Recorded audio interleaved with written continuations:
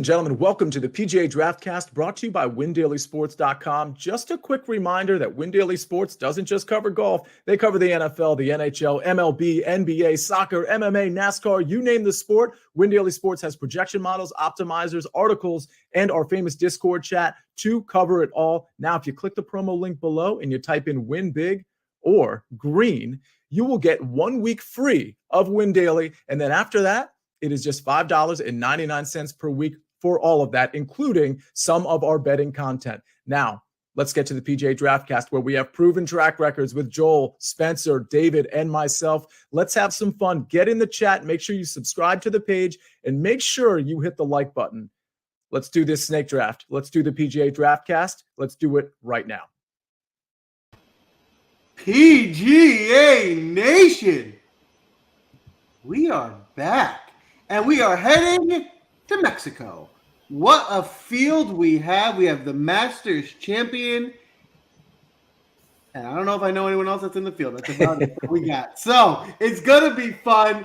For this event, we did have to call in the big guns. We have a very special guest with us tonight. If you bet on golf at all, you've heard of him. Rob Bolton, thanks for joining. How are you doing tonight? Hey, thanks for the introduction. I'm excellent. I'm delighted that the work I do matters enough for you guys to extend the invitation, so I'm thrilled to be here. Thank you. Well, we are thrilled to have you. You definitely have your work cut out for you tonight because, like I said, after Jon Rahm, we're grasping at straws this week for who we're going to be drafting in our lineups. Sia, how you doing tonight? I'm really good. I'm so excited that Rob's on the show. I mean, this is one of those things where, Rob, I don't know if you appreciate it, whether you're a gambler or DFS player or just a general golf lover. I don't know that you truly appreciate how when you tweet something out, everybody clicks on it right away. Everybody clicks on it right away. And it's just really cool that like you're that guy and now you're on our show. So we really appreciate you taking a little bit of time with us. But yeah, I'm really excited, Joel, about the Mexico Open. I'm excited about all these golf tournaments, to be honest with you. But this one in particular is just really interesting because we've got the Jon Rahm factor and everybody else. And it's just really interesting from a DFS standpoint, you know, how many people are going to build with Jon Rahm and without Jon Rahm. And based on ownership, it looks like maybe it's going to be like a 50-50 proposition. I'm just really curious as to how the lineups shake out, the Jon Rahm ones versus the non-Jon Rahm ones. That's the question that's begging all of us. And, you know, the $12,000 price tag, I think, is super interesting in this field especially. But we'll get into it. Spence, how you doing tonight? I'm doing well. It's an honor to have Rob on this show. The one thing I do want to say before we get started is, Joel, you can say that we're grasping at straws for this tournament. I guess that's why you've rigged the draft order to take the number one pick so you can select Jon Rahm. So I am filing a complaint. I don't understand what's going on right now. Yeah. So I'll say it this way. You know, who's the best coach in the NFL? Bill Belichick, known cheater. I'm just going after him. I'll cheat if I have to, if it means I'm going to win, and I'm not ashamed to do it. If that's the first step, is at least if you admit it, I guess I have more respect for it. Starting to wonder what I signed up for. Oh, Rob, you have your hands full tonight. That is for sure. We're going to get into the draft, but before we do, Spence, let's dive right into it. I love to see or hear what you're looking for this week at the course. Now, I was going to try and pronounce it, but I'm not going to embarrass myself because with Rob's on and all his followers, too many people to embarrass. So I'm just going to let you go ahead and tell us what you're looking for. Well, I will shorten it to Vedanta to make it so I can pronounce it also. But we have Vedanta at 7,000, a little over 7,400 yards, par 71. We have Paspalum greens. Second year that this course has been played. I think if you look at the inaugural iteration of it on tour last season, it played very prototypical to what you would expect of this course when you look at it. You have wide open fairways, virtually no rough. It sort of turns it into this bomber's paradise. However, the one answer that I want to give to that makes it more than some driver heavy course is that there are a couple of things there. So the first answer comes down to that sticky Paspalum grass that we talked about. So that's going to remove rollout from the equation. I think that when you look at the expected driving distance, we still see a 13-yard increase over expectation. With that being said, that grass type, when you mix that with being on sea level, it's going to only further enhance that notion that you better be comfortable with the driver in your hand. The second thing I'm going to say to that is we got an astronomical 42.3% of second shots from beyond 200 yards last year. That was a total that placed 19.4% above PGA Tour average in expected influence there. So, like, to me, it's one of those venues where you're going to want to try to find a golfer that has the driver, who has the long iron proximity. And that's essentially the Jon Rahm game, which is what makes this tricky. It's not just that he's the best player, arguably, in the world. It's a really good course fit for him at the end of the day. So, if you can find those other golfers that fit that skill set, I think that's a really good way to go with it. But I mean, kind of you said it best, Joel. Like, I think any tournament, there's going to be give and take with where the value is at the end of the day. Like, just because we only have a reduced leaderboard of names that are going to pop up and Rahm is the big name and you have Finau, and then it kind of gets worse after that. I don't want to say that somebody's going to have to produce and find a top 10. So if we can find those names like that, long iron proximity, that distance, that's kind of what I'm looking for at the end of the day. There you have it. In DFS, what we're doing here, it's not about finding just the winner. It's got 6 guys. So how you can do that with balance or with getting Rahm in, it's your top 6 for scoring purposes. So there is definitely some strategy that goes into it. And like I said before, pricing Rahm at $12K does make this more interesting. Actually, they probably could have gone 12.5 and it would have been perfectly fair. But we'll dive into it. I'm going to pull the draft board up now. For anyone who might be joining us tonight new to the DraftCast, the way it works is we do a snake draft, just like your fantasy football draft. I'm going to go first, Rob second, Spencer third. Sia is drafting with the audience per usual. You guys will have 2 picks in a row. So when it's your turn to pick, audience, put your nominations in the chat, and then Sia will make the selection. Then we'll go back through the snake. The caveat here to keep in mind is you do have to stay within the DraftKings salary cap. So you obviously can't just take Finau, Rahm, and all the best players. You have to make sure you draft a team that you can actually afford in a DraftKings lineup. Any questions? Or should we dive right in? Joel, Just you can take dive Jon right in. Rahm and- You stole the first pick. Yeah. I did steal the first pick. And I'm going to have a bit of a surprise pick here. And by surprise, I'm just not surprised at all. I'm going to take Jon Rahm for sure. Listen, what do I need to say? He just won the Masters. Like Spencer said, he's the best player in the world. And the best player in the world in a field that is, a JV field. It's a great course fit. And even in like the strategy for this, especially with 4 teams, this is where he makes the most sense. Like in a small tournament in a cash game, it's hard to imagine Rahm falling out of the top 10.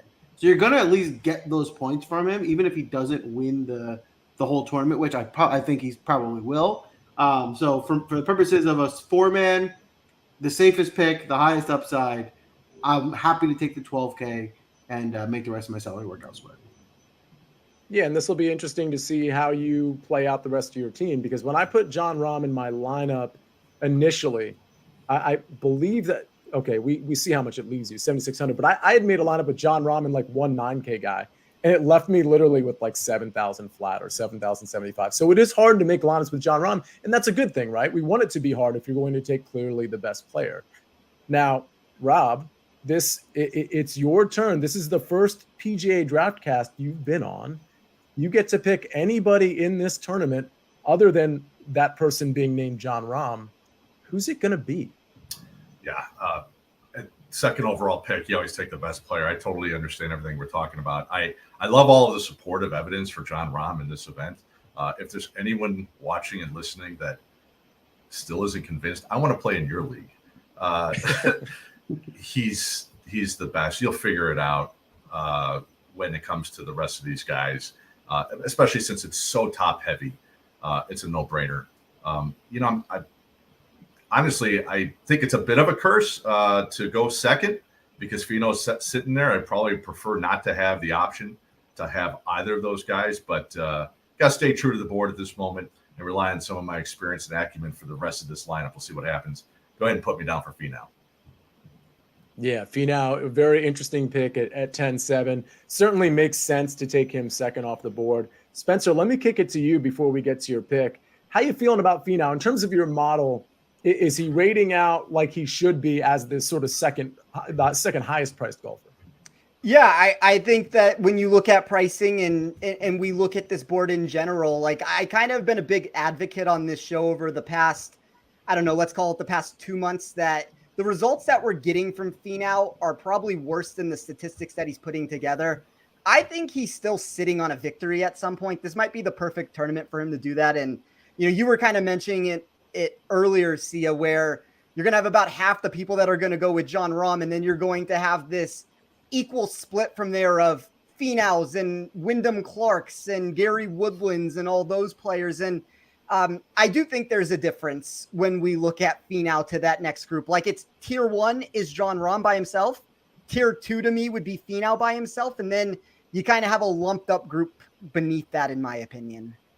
Yeah, that's fair. I guess the only argument really against Finau and Rahm, other than it's harder to build lineups in theory with either of these guys, is that they do carry the two highest ownerships. I mean, obviously Rahm's going to be the highest by a lot, and Finau honestly might end up only being half of what Rahm is, but still just something to note that they're going to be, I'm guessing Finau will finish between 25 and 30%, and Rahm staggeringly, 45 to 55%. I mean, that's what this is looking like. So it's just a very interesting, you don't find tournaments like this. I mean, even with Xander and Cantlay last week, they're not going to have the ownership that Jon Rahm is going to have this week. They were really high, but they're not going to have the ownership that Jon Rahm is going to have. So I just think it's really interesting.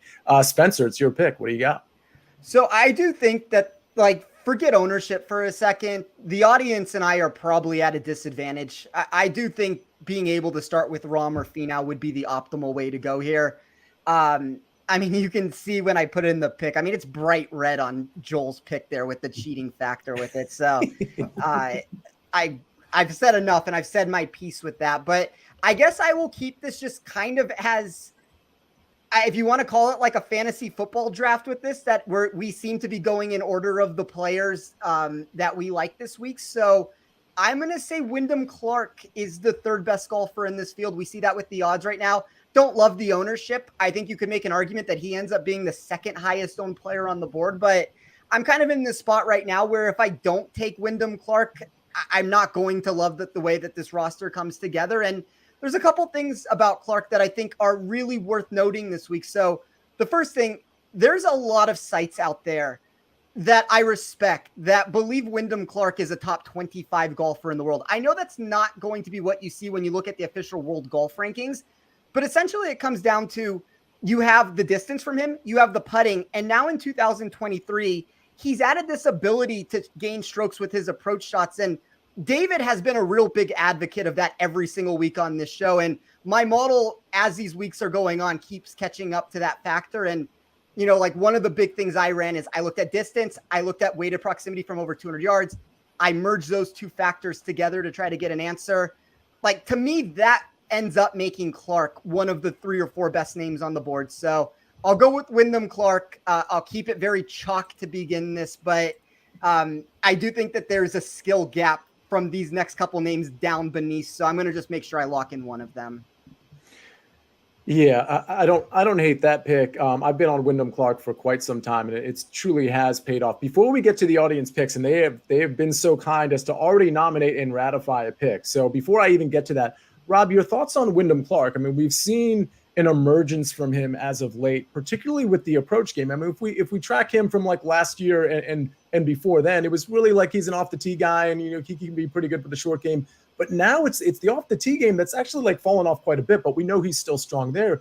The approach game looks revamped, completely dialed in. And then, of course, he has the short game to back all of that up. Your thoughts on Rob Bolton? Is he potentially a top 25 golfer in the world? And do you like him in this tournament? I think everybody at this level has the potential for that. Whether they can sustain it is the question. And he has to continue to prove it. He's obviously had a nice run here of late. Is that a bubble? Probably not. Is it sustainable? Depends. I love the pick. I mean, we've gone 1, 2, 3 in my power rankings already for this draft. So, chalkity chalk.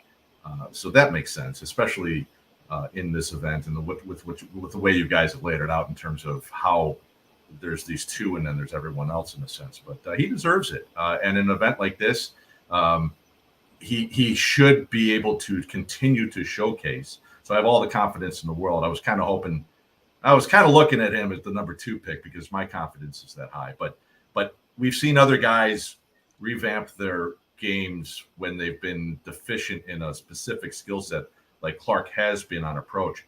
But as you said, I mean, he's really improved, and he hasn't necessarily had to lose anything in terms of value distance off the tee because he's still long enough. You know, he's still able to hit the shorter irons compared to his competition. And he's older, he's wiser. He's set for his card. There's no worries about that. So now the focus is singular to go chase that victory. So I just like the overall trajectory over time. And it's just a matter of when he's going to win, not if.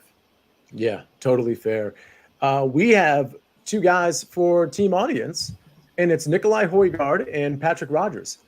2, in my opinion, like really good course fits here. I don't know that Højgaard's going to make it in my pool, but he probably should. Love the driving distance and the off the tee stuff we see from him. Rodgers, I think, might be on this upward trajectory that we haven't necessarily seen the apex of. The last 2 tournaments, I believe Valero and RBC, he's been a monster with the ball striking. And the short game is obviously pretty decent for him as well. Joel, I want to kick it to you. These 2 guys, are they in your player pool or no? They're not, but they are a very interesting pairing for your first 2 picks because someone who's playing Rom just really can't play them, right? You can't really afford Rom and both of them. So if one of them wins the tournament, another one gets you a top 5, that's going to be better than having Rom, right? So now they obviously have to beat Rom, which is a tall order, but in a big tournament like we're playing here, it is a nice way to get different. So it's a really good point because in that 9K range, I see Wyndham Clark. He might be the only guy that's going to end up over 15%. Again, we get our final ownership from Stephen Pilardi tomorrow on WinDaily Sports, of course. He'll post it in our Discord and he'll post it on the site.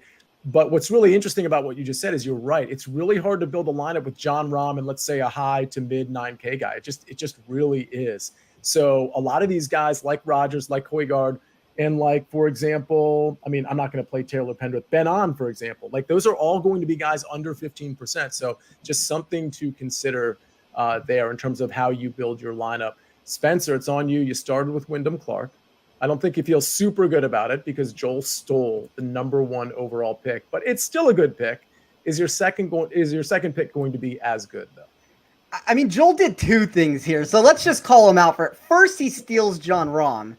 Then he gives Rob the second pick, which I get. Rob's the guest of the show. That's fine. But, I mean, there's a lot of calls being made here from Joel where this was not advised by run by anybody else. So, yes, I kind of agree with you. See, it's put me in a precarious spot to begin with here. It's not necessarily the way I would have wanted to start this, but I'm going to go to a golfer in the $8,000 range who's going to be popular. So I now have 2 very popular names to start this. I think I can get different in other spots, but it's one of the safer golfers that I have in my model from any of these price points. And really when I run the price in my model versus the safety that I have, he's one of the best values on the board. So I'm going to take Steven Jaeger at 8,200. One of the things I really like about him is he's 9th in my model in weighted scoring. So what that means is when I reprojected these numbers for Vedanta here, he was a top 10 golfer in expectation to score on those holes. So I think he's a really good value at the price. I believe the ownership makes a lot of sense for why people want to go down that direction. But this makes a really nice flat build for me to be able to maneuver through now. And just to be clear, that was Steven Jaeger, right? Is that what you said? Yes. Rob, your thoughts on Steven Jaeger? He was a guy that really popped up on a lot of the metrics that I was looking at as well. And that should be no surprise. I mean, he's been playing really well. But I looked at weighted off the tee last 24 rounds. He popped there. Weighted tee to green, he popped there. Driving distance isn't too bad either. How are you feeling about Steven Jaeger, Rob? Well, before he withdrew early from Corrales and Valero, I felt great. He was one of my sleepers just prior to that. So I was right on board. But then those couple of early withdrawals were worth some concern. I don't know why. These guys, he likes to stay busy. Perhaps you guys can illuminate me on that. And Spencer, if there is any intel on that, I'd be curious how that influenced your decision. Well, I mean, I don't think it's a great thing when he plays the RBC Heritage and then he misses the cut after all of that. But I don't necessarily, I think like one of the things that happens there, Rob, at least when I look at this, we get a reduction now in pricing for that reason of what's happened this past month. Like, I think if he was a golfer that was having that run that he had to start the season, I think he's very easily in the $9,000 range. So to me, it felt like a mispricing where I'm willing to bet on what I believe his upside can be versus some of the negative traits that you just mentioned. Okay. Yeah, you got to at some point, right? That's how it works. I am not as bold. I am on the record all the time for being a very conservative owner with what I do. So if somebody coughs, I start to worry. I think there's a responsibility in what I do for a living as the profession to put myself out there in that regard. And then you know, anybody who wants to listen or not listen can go from there with that particular position or stance that I take on that. So I am jury's still out for me for Jaeger, despite the great fit on paper. I'm waiting to see him actually put 4 rounds together on his own ball and improve that he deserves it. In terms of an overall second pick in a draft like this, I personally, I mean, he wouldn't have been there 3rd or 4th round, I'm sure, but for somebody to go that high for me, I guess I'm tipping my hand a little bit in terms of how the rest of my draft's going to go, guys. But that's fine too, because it's all for the education of people watching and listening tonight. But for me, if I guess I'm up next here, I'm taking a similar path in terms of the fit for the course, and based on a lot on Spencer, how you laid it out in terms of how distance off the tee matters so much in this place. Joseph Bramlett is sitting there at 7,800. Go ahead and put him on my roster for the week, please. Long hitter. He's having a terrific season. Anybody who's not familiar with the story, he's in his mid-30s. It took him forever to get healthy. Saw so many doctors, and now he's healthy. He's having a terrific season, and the fit is tremendous, and he's really balanced throughout his bag. So because I went open with Finau, a similar skill set, albeit at a higher level, of course, than Bramlett, Bramlett's in that same sort of lane. So I need to dial down the pricing a little bit so I can balance out the rest of this team. Really, really, I like that pick. I'll tell you, I think a lot of us on this show are Joseph Bramlett guys, and I'm sure he would have. I see David saying the team audience would have taken him next if he was still on the board. I can tell you, I did a show earlier today with Patrick McDonald at Amateur Status, and he is all over Joseph Bramlett this week. So good endorsement there from him. But I like that play, Joel. I'm going to kick it to you. I know you have back-to-back picks in a second, but Joseph Bramlett, in or out in terms of your player pool? In. I like him. Spencer? Yeah, I really like Joseph Bramlett. Like, I'm going to extend that answer a little bit. I think he also makes sense as an outright wager. He's probably one of the better values on the board there. And then if you just look at that distance and proximity that we keep mentioning, he's 4th for me in this tournament when I combine those two things together. Absolutely. Yeah, I think Bramlett is a really good value considering this field that we have at the Mexico Open. Joel, you guys are awfully kind to the guests tonight. Appreciate it. Well, just wait. Okay. Joel, you've got John anywhere. Rahm in the bag, but you're going to have to save some money somewhere. I don't know if you're doing it with your next 2 picks, but who's coming next on Team Joel? So I put a lot of thought into how I wanted to kind of form this team following Rahm. And the thought process is, you can go with 1 more stud and then really dive low with 4 more guys. Or I can try and balance out the rest. Maybe try and go low 8s, 7Ks, and really not dip too far down.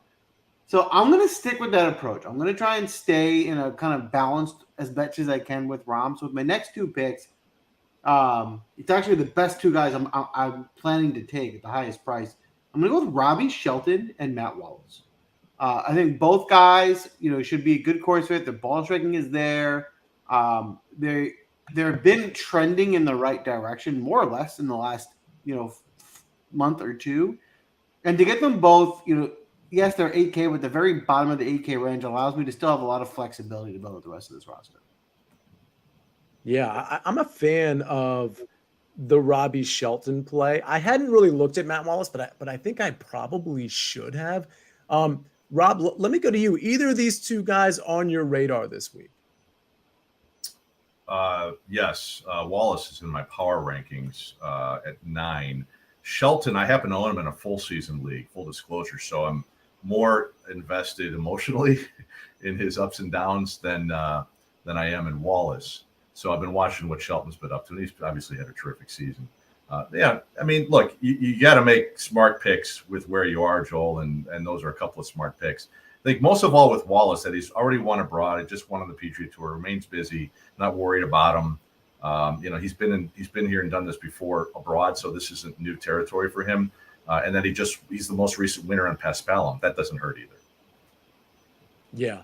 And by the way, you mentioned your power rankings. Just so everybody knows, two things. If you're in the audience here, hit the like button if you haven't already. Maybe retweet the show, like all of us did. But Rob, where can people find your work? I think most people know, to be honest with you, because most people follow you on Twitter. But just in case we have a straggler in here that doesn't know where to find your work, can you let us know? Yeah, thanks for asking. So I've been in the seat as the current golf bet insider, fantasy analyst at PGAtour.com for this is my 14th year. The website and the app have recently been overhauled, and they're terrific. People are very happy with them. With my work specifically, depending on the time of the week, some of it will appear on the main page, but you can find all of it on the golf bet page. So it's at PGAtour.com/golf bet. And then it all trickles in there chronologically, and there's some special pages in there. But if you ever have trouble, I'm on Twitter at Rob Bolton Golf, all O's, and I tweet all of it, promote it there. And if you can't find it, just ask me, and I'll send you the link. Fantastic. Sometimes things are hard to find, as you guys know. Well, let's see if we're going to be nice or mean. You've got Tony Finau. You got Joseph Bramlett. Who's next on Team Rob Bolton? Yeah, I was actually staring at Matt Wallace when Joel took him. So bravo. I'm going to stay in that range. Obviously, I'm looking at middle of the pack here for another 2 or 3, potentially all 4 of my remaining selections. But David Lipsky also is in the power rankings. He's a bit of a reach for me in this format, but at 7,600, he makes sense. So it's a smart pick given this situation. T6 last year lit the place on fire with his irons. Granted, it's a year ago. I get it, but he's comfortable here. He's coming off a decent finish with a little more mojo coming off New Orleans. So for me, I'm keeping it simple. Look, I like to dive into the numbers, and the numbers are important, and they do definitely direct me into certain decisions. But when it comes to more of the macro in terms of what I want to do to accomplish to beat you guys at this thing, I'm going to stick with the smart pick, the smart value, and then figure it out from there. So Lipsky's my guy. Yeah, David Lipsky really. Go ahead and hit me. He's sneaky. He's not a guy that I have in my player pool. I was actually just kind of looking up where his ownership is. And as I scan, it's low. So, I think he's a really sneaky play. It looks like he's going to be 6% or lower. He's such an up and down player, Rob, that I don't think people have faith in him, which, by the way, makes him a great DFS play. Absolutely. Is there anything in particular other than, his performance last year that you think is going to apply here? Again, he was all but perfect with his irons at Vedanta. And yeah, you hit the nail on the head when it comes to this. If you're not going to own Rahm, then you're going to need guys like this to win your game this week. Mm-hmm. And Lipsky, he'll either crash or he'll succeed, but he gives you that sharp angle that you need, especially with the positive experience. So that's enough for me. Yeah, absolutely. All right, Spencer, Wyndham Clark, Steven Jagerbaum. What's next? I think I might have a problem at this point, guys, with doing this every single week. So I'm going to take a golfer that has missed 4 of the last 7 cuts. Yes. Would you guys like to guess who it is? Well, can you give us maybe a range? It is in, let's say it's between 78 to 88. Without looking at history, I'm just going to go Lee Hodges. Joel, do you have a guess? 4 of his last 8. 7, I think, but Alex Smalley? Alex Smalley, Jason Day. I would pick Jason Day, but if I think with Smalley here, there's a couple things. So obviously, if you look at what he did at this tournament last year, 6th place finish, that's kind of increased the ownership marginally in this spot. I know the form doesn't look the way that you would want it to entering this event for a golfer that's going to be over 10% owned, but 8th in my model in weighted tee to green, that's something that just continues to pop for me. And it's like, I know it's two completely different golfers that I'm talking about here. When we speak of Tony Finau, and I say that the numbers aren't exactly equating to what he should be doing from a finishing position standpoint, well, it's Tony Finau. He's a top 10, 15 golfer in the world. When I say that about Alex Smalley, there's more volatility there at the end of the day, but I really like Smalley. I think he's a golfer at some point that is going to win very soon. I think when we look at a ball striking standpoint, he really stands out. I kind of always make the argument that when you give these golfers that are like these subpar putters, just a different surface that they don't get every single week, and I also think that this green set in general kind of just neutralizes putting a little bit here. And I'm going to take a shot on what Smalley has from an upside perspective, because regardless of what we said about Jaeger and injuries, I kind of tend to think that he is relatively safe this week for this tournament in this field. The volatility that I can take on with Alex Smalley here gives me top 10 equity and does it in a way where, yeah, the floor is going to be a little bit lower. Yeah, Smalley's one of those guys, especially recently, that's rated out really well in my model. And he's just kind of one of those hit or miss guys. I do think he has plenty of upside. So I get that part. And I certainly don't think he's going to have high ownership. So that's going to help the argument as well. So I don't mind that pick. Joel, real quick, Smalley, in or out of your pool? Out. Out. Yeah, I think he's going to be out of mine too. Rob, if you had a pool, would Smalley be in or out of it? Yeah, I own him also in my season long. I love the guy. I don't love the value. So in that sense, I love him even more in our format, if that makes sense. All right, absolutely. Sharper angle, yeah. So it looks like the audience has two players that they have already picked. One of them is a surprise to me, Vincent Norman. And the other one looks like it's Beau Hossler, who's been looking pretty good lately. I mean, if you look at the metrics, they're a little shaky, but I like what I've seen from him, particularly off the tee. He's got a little bit more length than I thought. We know he can get hot with the putter, and I thought his ball striking in general, especially last week, was really, really good. Vincent Norman, more of a mystery to me at the 7,200 range. I think I personally might have gone a different direction. I'm not saying I hate it. Spencer, talk to me about Vincent Norman. So I preface this by saying I don't have enough data in my model to feel super confident with this answer I'm about to give. And it's very similar to the answer that I gave about Alex Noren at the Masters, to where I think the ceiling is really high and the floor is going to be low. I see 10% ownership. You could say that's maybe too much volatility to be taking on with this pick, but I really, really like him from a statistical perspective. I always keep going back to this distance plus long iron proximity range that I ran, but 8th in my model there. He's inside the top 25 overall from my stats that I ran. You have positive equity when you run this for upside. You have that negative trajectory when you run it for safety, but I don't know. There's a handful of ways to play him, whether that's a top 20 wager. We're obviously talking about DFS here. I have not removed him from my player pool. I'm probably going to play him this week just because I think the upside here is, I guess it's not that quiet if it's 10%, but I'm going to say it's like quietly larger than some people think it is.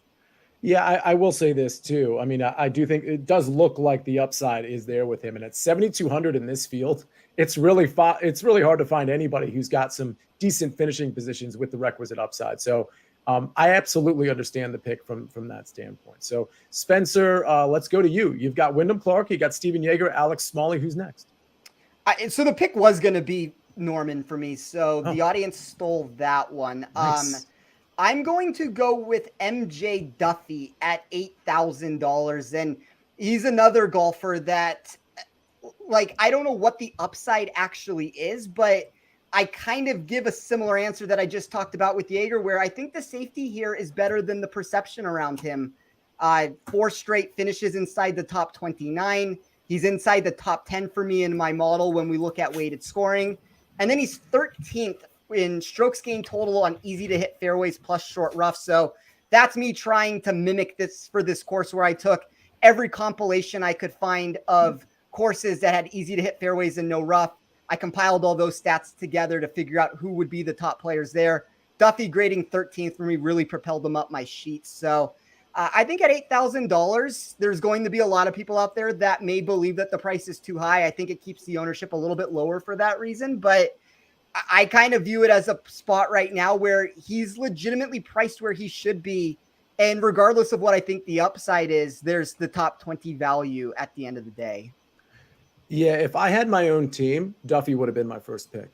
No joke. Yeah, like assuming I'm in the same spot at the 4 spot, MJ Duffy at 8,000, I actually think is a good value. And I think he's so sneaky. The finishing positions have been so good. He's made 7 cuts in a row, by the way. And he's been inside the top 30 in 5 of those 7. And those are fields that are much better than this one in large part. So I think MJ Duffy is super sneaky. I actually already put out a matchup. It's kind of got a lot of juice. It was Duffy over Cameron Champ, and Duffy was a minus 142 favorite. I understand Cam Champ, this would be the course for him to be successful, but Duffy's got some distance too, by the way, and he's just the ball striking. It's just night and day versus Cameron Champ outside of the off the tee stuff, and Duffy can do it better with the short game as well. Rob, before we get to your pick, any thoughts on MJ Duffy as maybe a sneaky guy in this tournament? Yeah, I just want him to think like this is an open qualifier. It kind of has the feel as one, right? I mean, that's his bread and butter. That's where he made his name, was in the open qualifiers. I love the idea. He's trending in nicely. He has so much confidence, or had so much confidence when he was forced to play in those to get some playing time. It didn't really pan out, but it got him to this level eventually. So I want him to, in a sense, I would like for him to believe in himself a little bit more. He's the kind of guy we're expecting to contend in a field like this, on a course like this, at a time like this, especially with that trending. So it's a lot of boxes checked for that guy. I also just want to add briefly about Vincent Norman. You know, he's the perfect fit, not just because of the value in this particular format. That's terrific at 7,200. But a guy who's not a very good putter. This is just the second year for the course, and as we're speaking, 66 of the guys in the field were here last year. That's less than half. So there's a lot of guys seeing it for the first time. And typically, as we've laid out statistically, but just sort of again in a macro, it takes some time to learn what these greens are all about. That favors the ball strikers. That's what he is at the end of the day, more than he is as a putter. So if he can get a little lucky for the putter, at 7,200 is going to look like a genius play. Yeah, absolutely. All right, speaking of genius plays, Rob, you got Tony Finau, you got Bramlett, you got David Lipsky. Who's the next genius play from Rob Bolton? Well, the number 5 in my power rankings is still there. And again, Ben Martin, who happens to be number 5 in the power rankings, is 8,600. And thinking of him in a matchup against Alex Smalley, who's 8,400, I love Ben Martin all day long. We missed Ben Martin, who might have been an outright overall to win Puerto Rico, and then he withdrew early from that event. He ended up playing Corrales at a T8. He's basically in the same lane as a Joseph Bramlett, resurgent games, resurgent seasons, finding all the confidence they need. Bramlett's situation, as we documented, it's more been about health. With Martin, it's been more about belief, and both these guys are killing it. So I love the fact that they're going to be teammates on my squad this week. Yeah, I'm a big Ben Martin guy. Truly, truly am. I think this whole show has been. We've been on him quite a bit.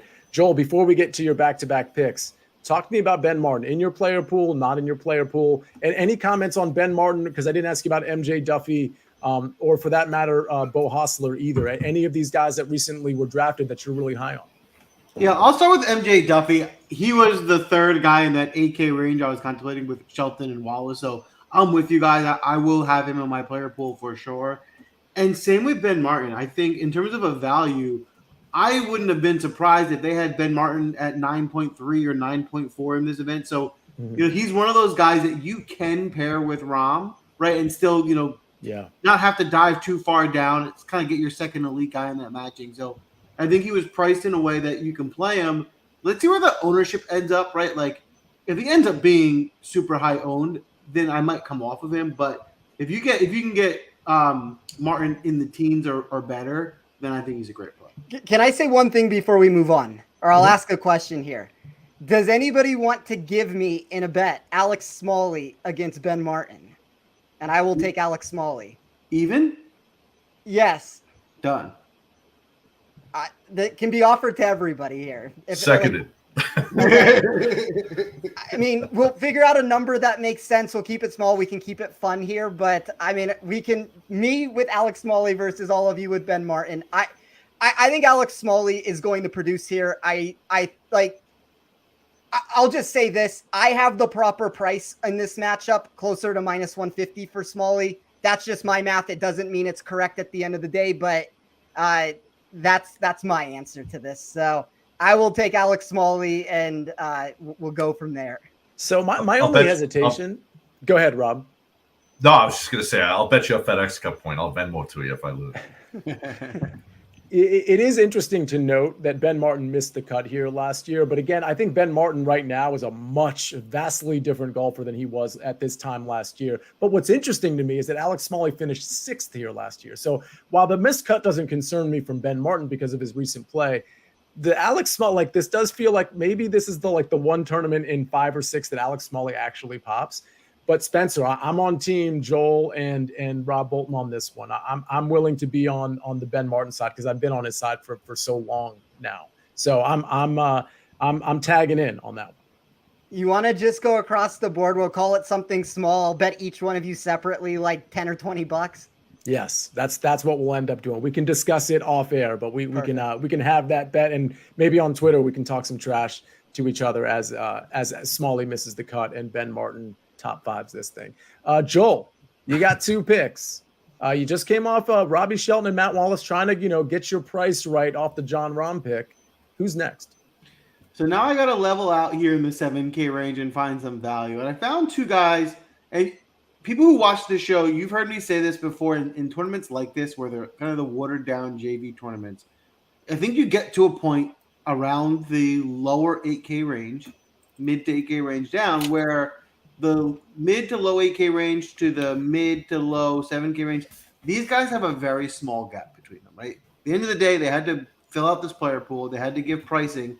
But, this is not like the Masters where the difference is Colin Morikawa and, Wyndham Clark. Right now we're talking about guys who are all tour players and are all getting similar finishes. So I like the fact that I have Rahm, and now I can kind of settle in on some of these guys that are playing well. And with my first pick, it's going to be Michael Kim.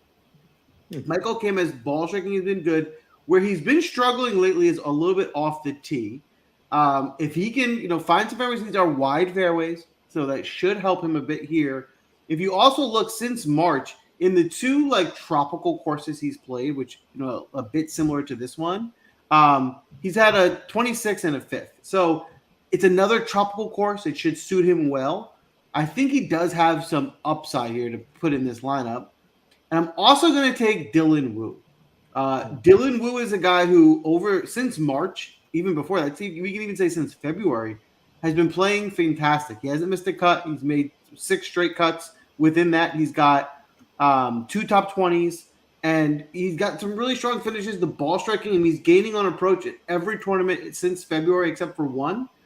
So, again, this is another spot that I think going down to a guy below 7,500, I think he does have some upside. All right, real quick. So, Rob, it's going to be your pick. I have a question before your pick, but my first question is actually going to go to Spencer. I think Michael Kim is a really interesting pick. He's not in my player pool. Maybe I'll reconsider, but Dylan Wu has been in my player pool for the last couple of months. I actually really like Dylan Wu. But, Spencer, I wanted to ask you, Michael Kim, Dylan Wu, how you feeling about either of those guys? I don't think either one will be in my player pool. I'm kind of indifferent on Dylan Wu. I think the price is fine for what you get out of him.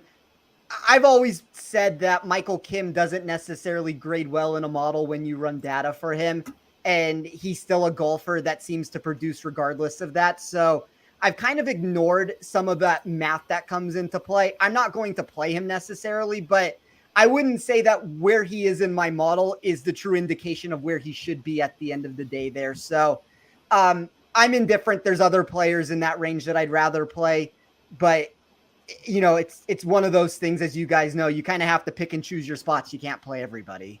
Absolutely. Okay, Rob, my question before your next pick, before your fifth, second to last pick in the PGA DraftCast for the Mexico Open, we got to get to know you a little bit. You're kind of like an international or maybe national man of mystery at this point to most of the audience. Okay. Top 3 movies, your top 3 movies, not the top 3 movies of all time. But if somebody were to ask you, like me right now, what are the top 3 movies that, whether they impacted you, you thought they were hilarious or they were amazing movies, whatever it is, top 3 that come to mind? I should have briefed you, because as people who know me really well know that although part of my experience in going to college was as a film major, I actually don't see movies. So it's a very limited sample size for answers. But my favorite movie of all time is The Sting with Paul Newman and Robert Redford. It's the one that if it happens to be on something that I'm, my direct TV, that I'll stop everything I'm doing and watch the whole thing again. And at that point, being a big baseball fan, I can't get away from movies like Field of Dreams and The Natural. So I'm, pretty much in the middle of the fairway there when it comes to movies. There are others that, films that have been interesting to me, but in terms of the other movies that most people have seen, those would be the three.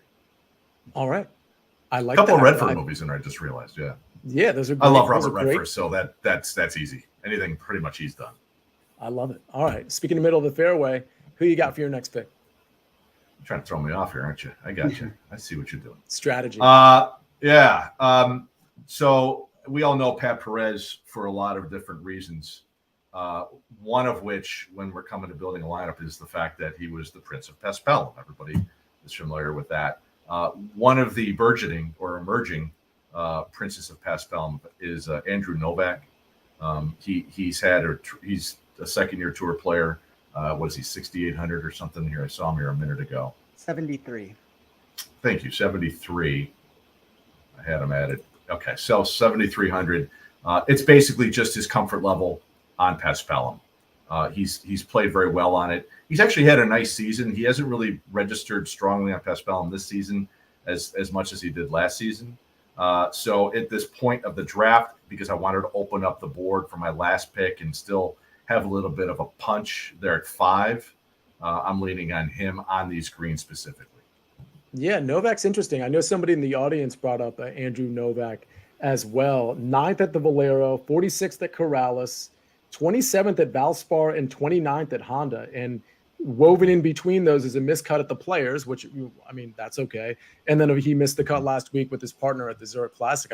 That's just looking at the finishing positions, you'd think that would be a guy that would be like 7,800 or 8,000 or at least something close to that. So seems for the record, one of my philosophies is, negative results in big tournaments, majors, or unusual tournaments like the match play not playing well, just because of the dynamics, the vagaries, if you will, in those events. Also, New Orleans, I tend to ignore. These things tend to go sideways more often. That he's been playing that well enough, at least for that value right now at 5 in this draft on his own ball. I'll take that. Yeah, and if you can find value in that low 7K range, it's going to go a long way. By the way, you might have mentioned this, but 15th here last year in the inaugural PGA Tour Mexico Open. Spencer, it's on you. You grabbed MJ Duffy. I absolutely love that pick. Who's next? I want to say one thing very quickly about Andrew Novak, and then I will give the pick. You're going to have to shop around to find the number. I think Andrew Novak over Grayson Sigg in a head-to-head matchup at plus 110 is really intriguing value. I've seen that started at 110 both ways. It's moved 20 points in the favor of Sigg. I cannot say I agree with that necessarily. I think Novak should be the favorite. He's kind of in that Duffy range for me of a golfer that's underpriced from where he should be. So really like the Novak pick. Guys, this is getting just so volatile with this lineup. I'm going to take Luke List at 7,800. Wow. I feel like I explain this every single week for why I take him, so I won't go into an in-depth reasoning behind this. Well, it's funny because we actually had somebody in the chat just talk about Dave says it's random Luke List week, to be honest, is what he said. Yeah. And 5 seconds later, you drafted Luke List. This would be the time to do it, I think. I think this is like the Luke List course. Joel, let me kick it to you. Listen, Team No Putt, we only have a year of experience here, but we have slower greens. And Rob, I want to go to Joel and then to you, Rob. The question I want to ask to you, Rob, is the slower greens.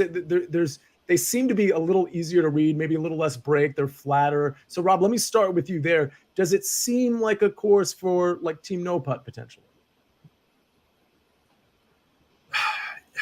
Yeah, it really is. Again, until maybe 3 full spins of this are in the books, it's going to continue to tilt that way. Yeah, I think everything we've talked about, I don't really disagree with anything in terms of the general messaging, but in a year or two, that'll change, So at this point, continue to lean into it. Yes. Yeah, and Joel, Luke List, in or out? I'm in on Luke List for a lot of the reasons you said. I think there is a world where this ball striking can really pass the field and it can be elite. And if he can just be neutral on the putting green, like we said, it's different, it's unique, and we don't have those elite putters that we have in most tournaments here. I think this is a week he can compete. All right. We have one of our picks in from the audience, and I actually really like this pick. I think it's a really smart. There's like 3 guys in the 6K range that I think I'd be willing to play, and one of them was selected by the audience. It's Martin Trainer. So let's put Martin Trainer in and just find out how much money we have left. Does that say 7,600? Let me put it in. 8,400. 8,400. So we have 8,400 to mess around with, and we've got some nominations coming in, which I assume are kind of under that 8,400 price range, which SH Kim is. That was one of the nominations. But so we still need to ratify somebody that's 8,400 or less. But I think the Martin Trainer pick is pretty interesting. I mean, David kind of set it out. He's been playing really well. 9th last week, 11th here last year, says David. Punta Cana 22nd and 7th, and he won Puerto Rico. Seems like a guy that I feel like the fact that his name is Martin Trainer is kind of being held against him here. I think if his name was just something random, he'd probably be in that 7K range. So I think Martin Trainer's a really smart pick. It looks like SH Kim is going to be the next guy because Dave has said Higo or Kim, and David has nominated SH Kim. So I'll go ahead and ratify SH Kim as well. Rob, I want to kick it to you before we get to Spencer's pick. Any thoughts on SH Kim specifically? Because I feel like he's a guy that's getting a little overlooked tournament to tournament as well. And he's been pretty good, right? Yeah, consistent is good for you, especially at this time of the draft, right? That's the objective, or one of them at least. Consistent, somewhat reliable. The fact that he's still a bit of an unknown.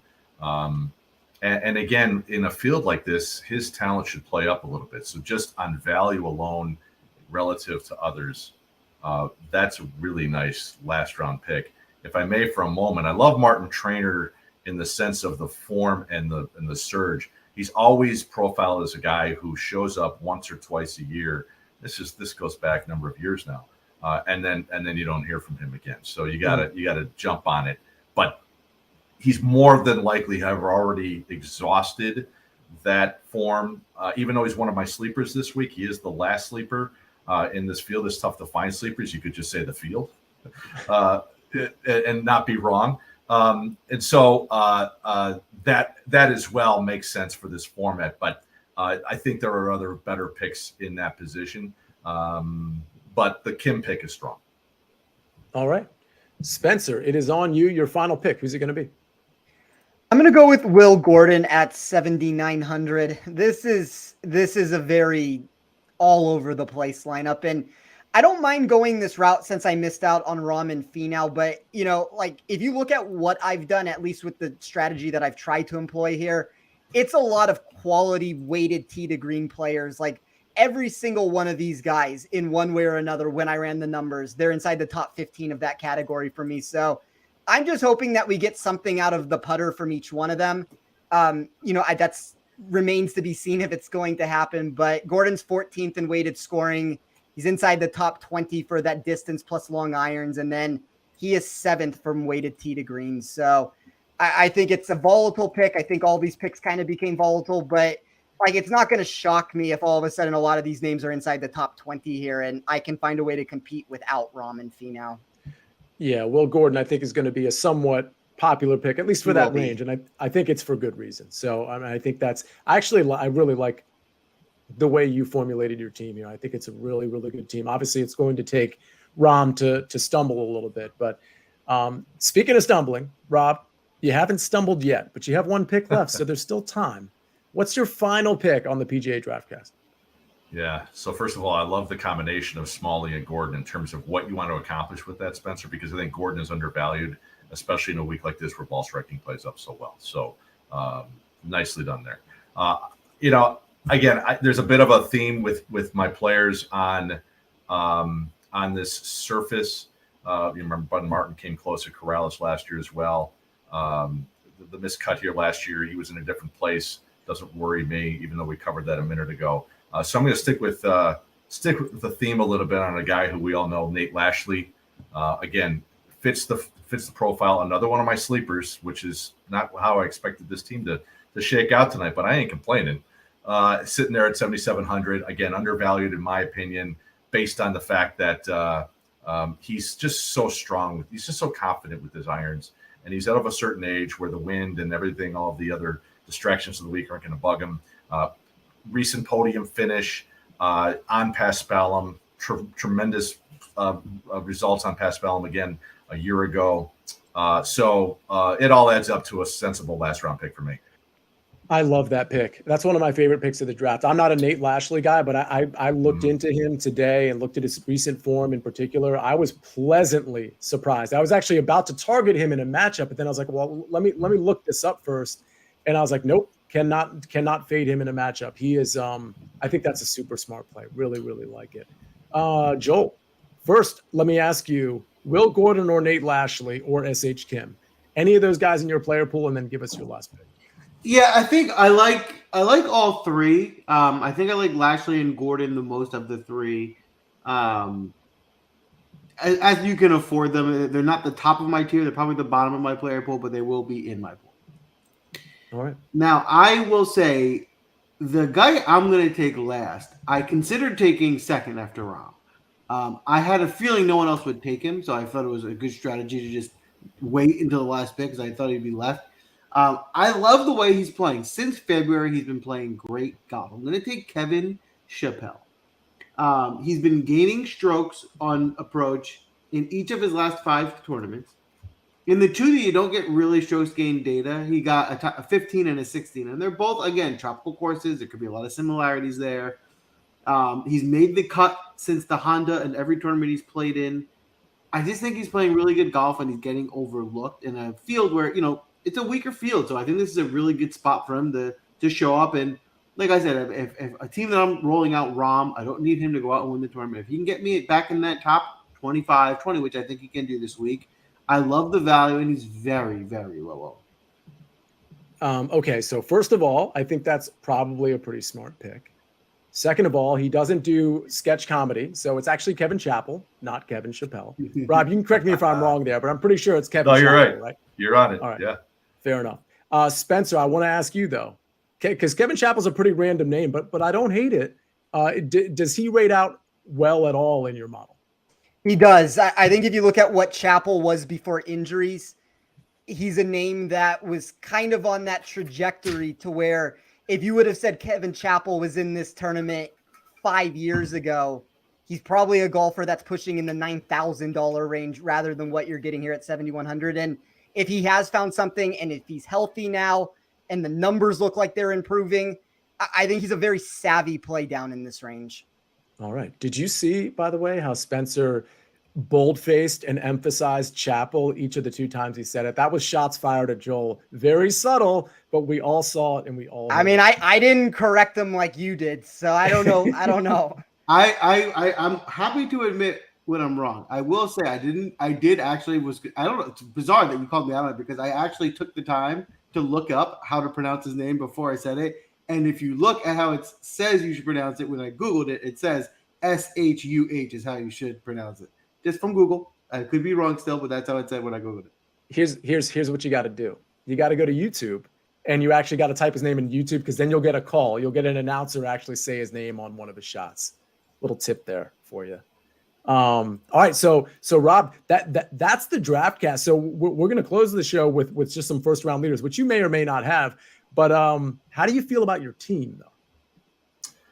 First of all, it is Chappell. I am looking at the PGA Tour's media guide. They actually have a pronunciation right there next to his name as Chap Pole with the emphasis on Chap. So there's your Google machine for you. Yeah, I love the team. It's interesting. I've been playing fantasy golf for 30 years, and I was thinking today with David's massive patience with me over the last several weeks trying to connect a good time and thinking about how it would go and how I'm open to all sorts of new experiences. And I've never done. I've written about it. I used to, for the last 2 years at Sandbox, had the full season salaries. I was the guy who determined them, and then Sandbox went away, and so I already had. This goes back 12 years, whatever. But and so I already was playing with values and listening to the audience and understanding what mattered. And obviously, with the more we learned about the data, all of that infusing into the opinion and analysis and the insight. And so this is different. I don't play DFS. I advise on it. I actually have advised, if you play DFS, this is not a good week for that, but in a field like next week, potentially for Wells Fargo, start at the bottom, cover the values, and just pick 6 guys you like. Start there. That's your brainstorm with yourself, and then see what the values are, and then form a team from there. You're probably going to be pleasantly surprised, in your own confidence in terms of how you're going to build your team will rise as a result of it. And you're going to learn something from it, and you'll take that forward. And who knows, maybe you'll actually win some money. Obviously, that's the objective. So for me, starting at the top down with Finau was a little bit counterintuitive with the way I advise. But then we got into the fun of it and listening to you guys talk about all of the other players that most guys aren't going to recognize walking down the street or in a crowd of 2. And to have that conversation with you guys and your experience and your acumen and what you know about these players specifically was a lot of fun and a time extremely well spent. And I learned a lot from it. I know I'll have thoughts about it after we're done today that I'll take forward with me, because you are expressing and conveying messages you've received from the audience and our little community, if you will, in terms of what we enjoy doing, even if we don't win. So that's my takeaway globally and sort of, in a micro sense with the roster.